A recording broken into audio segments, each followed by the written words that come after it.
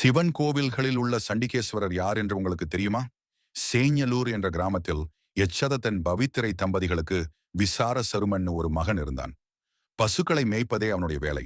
தினமும் மண்ணால் ஒரு சிவலிங்கம் வடித்து அதன் முன் அமர்ந்து தியானம் செய்வதே அவனுடைய வழக்கமாகும். அப்போது பசுக்கள் தானாகவே பாலினை சுரந்து சிவன் மீது அபிஷேகம் செய்து கொண்டிருந்தன.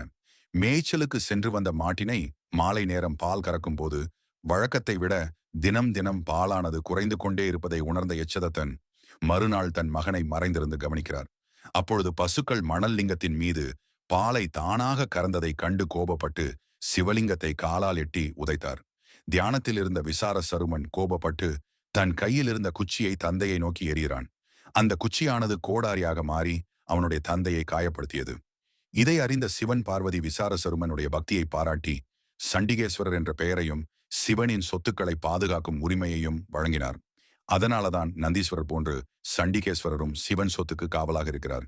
சண்டிகேஸ்வரர் போல் நீங்களும் தீவிரமான சிவன் பக்தன் அப்படின்னா இந்த வீடியோவை லைக் பண்ணிட்டு பொதுநலம் யூடியூப் சேனல்ல சப்ஸ்கிரைப் பண்ணிடுங்க.